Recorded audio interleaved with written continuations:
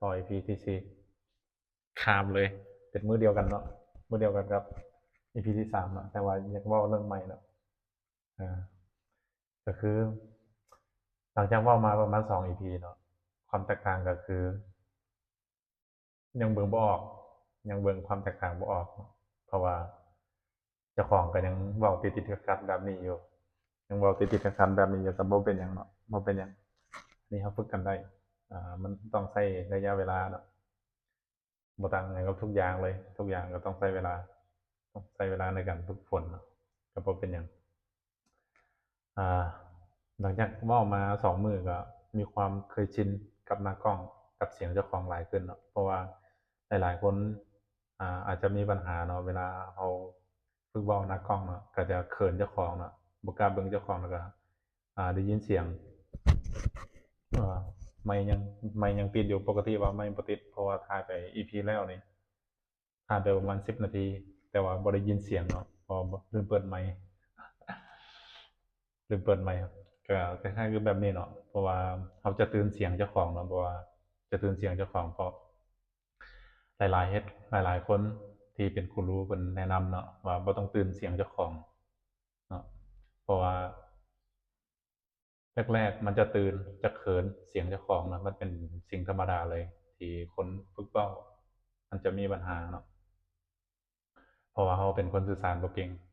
มักจะเขินอายเวลาเว้าในหน้ากล้องเนาะมันเป็นเรื่องธรรมดาธรรมดาที่สุดเลยที่กูรู้หลายๆคนครูบาอาจารย์หลายๆคนเขาศึกษาอยู่ YouTube เพิ่นแนะนำเนาะมันเป็นธรรมดาแต่ว่าเขาควรเปิดซ้ำๆเบิ่งตลอดเขาจะลึงเสียงเขาแล้วก็เขาก็จะบ่เขินเวลาเขาเว้าหน้ากล้องเนาะ แล้วก็บ่ตื่นเจ้าของพร้อมเนาะเวลาเว้าหน้ากล้องแล้วมันก็จะบ่ตื่นคือจังช่วงแรกๆเนาะช่วงแรกๆก็ถือว่าตื่นตระหนกเลยแหละเวลาเอามาฟังเสียงเว้าของเจ้าของก็อาจจะเขินๆเนาะเพราะว่าบ่ลึงเสียงเจ้าของปกติเราสื่อสารเราบ่เคยว่าสิสังเกตเสียงเจ้าของนะเวลาบันทึกวิดีโอมามันก็จะเอามาย้อนฟังก็อาจจะแปลกๆเนาะเสียงเราคือจั่ง บ่เป็นตาสแตกว่าซั่นซะเว้าง่ายๆนะเสียงเอ่อภาษาบ้านๆเลยเว้าแบบเสียงบ่ม่วนโทนเสียงบ่ได้ว่าซั่นซะแต่ก็บ่เป็นหยังเนาะเราตอนนี้เราฝึกไปมันมันเป็นธรรมชาติของมันเนาะเป็นธรรมชาติของมันที่หลายๆคนอาจจะบ่กล้าหรือเวลาถ่ายมาแล้วอาจจะล้มเหลวในการถ่ายคลิปต่อเนาะเพราะว่าตื่นเสียงเจ้าของเนาะเพราะว่าบ่เคยมาใส่ใจเรื่องเสียงเจ้าของว่าเป็นแบบใดเนาะอ่า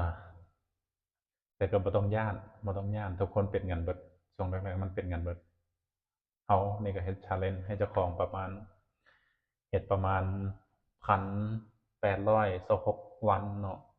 ถือว่าเป็นอิหยังที่ท้าทายเจ้าของแรงเนาะพันกว่ามื้อเว้าง่ายๆพันกว่ามื้อบ่แม่นของง่ายอ่า บ่แม่นของง่ายเลยแต่ว่าเราอยากเฮ็ด challenge ให้เจ้าของหาความท้าทายความสม่ำเสมอให้เจ้าของเพราะว่าทุกเป้าหมายทุกอย่างมันต้องใช้เวลาความสม่ำเสมอเนาะเป็นจั่งใดเราก็มาลุ้นแล้วก็ฝากลุ้นแล้วก็เป็นกำลังใจให้เราได้เด้อมาเบิ่งกันว่าความเสมอเราอ่าเวลาเราจริงจังกับบางสิ่งบางอย่างความสม่ำเสมอเรามันจะส่ำใดเพราะว่าความสำเร็จของคนเรามันบ่ได้วัดที่ความฉลาดและความมีไหวพริบเนาะแต่ว่าผู้ที่มีประสบความสำเร็จก็จะเป็นคนที่มีวินัยในตัวเจ้าของสูงเนาะมีความสม่ำเสมอสูงถึงจะบ่แม่นคนที่ฉลาดเก่งแต่ว่ามีความสม่ำเสมอสูงเฮ็ดเป็นประจำว่ามันจะมีความแตกต่างเนาะมีความแตกต่างที่ชัดเจนเลยคลิปนี้ก็มีแต่ซ้ำนี้เนาะฝากไว้แต่ซ้ำนี้เดี๋ยว EP ต่อไปเจอกันผู้ใดที่กำลังฝึกอยู่ก็สู้ๆ